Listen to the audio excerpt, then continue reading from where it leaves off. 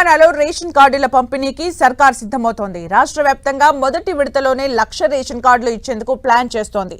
మార్చి 1 నుంచి అర్హులైన వారికి విడతల వారీగా రేషన్ కార్డులు పంపిణీ చేయాలని ప్రభుత్వం నిర్ణయించింది. ఎమ్మెల్సీ ఎన్నికల కోడ్ లేని జిల్లాల్లో రేషన్ కార్డుల పంపిణీకి సర్కార్ పనులు మొదలుపెట్టింది.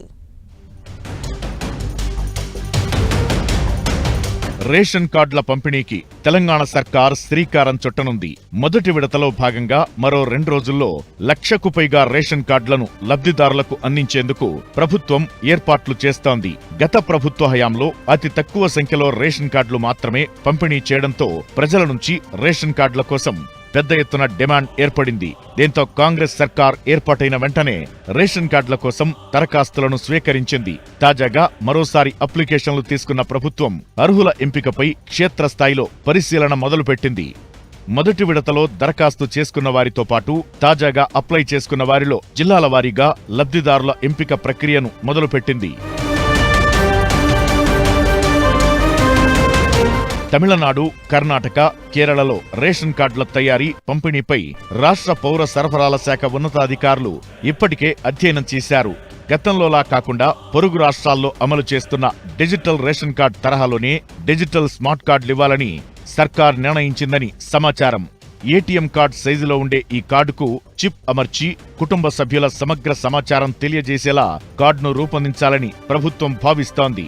ఒక్కో కుటుంబానికి యూనిక్ ఐడి నంబర్ కేటాయించి రేషన్ కార్డులను అందజేయాలన్న ప్రతిపాదనలను పౌర సరఫరాల శాఖ సిద్ధం చేసింది. ఈ ప్రతిపాదనలకు సీఎం ఆమోదం తెలిపితే కార్డులను రూపొందించేందుకు త్వరలోనే సర్కార్ టెండర్లను ఆహ్వానించనుంది. ఉమ్మడి జిల్లాలను పరిగణలోకి తీసుకుని శాసనమండలి ఎన్నికల కోడ్ అమలు లేని జిల్లాల్లో తొలి విడతగా రేషన్ కార్డుల పంపిణీని సర్కార్ మొదలు పెట్టనుంది. హైదరాబాద్, రంగారెడ్డి, మహబూబ్ నగర్ జిల్లాల్లో తొలి విడత రేషన్ కార్డుల పంపిణీని సర్కార్ మార్చి 1న ప్రారంభించనుంది. దాదాపు 6 లక్షల మందికి రేషన్ కార్డులు అవసరమని ప్రాథమికంగా అధికారులు అంచనా వేశారు. ఉగాది నుంచి రేషన్ కార్డుదారులందరికీ సన్నబియ్యం పంపిణీ చేయాలని ప్రభుత్వం నిర్ణయం తీసుకోవడంతో అందుకనుగుణంగా పౌర సరఫరాల శాఖ ఏర్పాట్లు చేస్తోంది.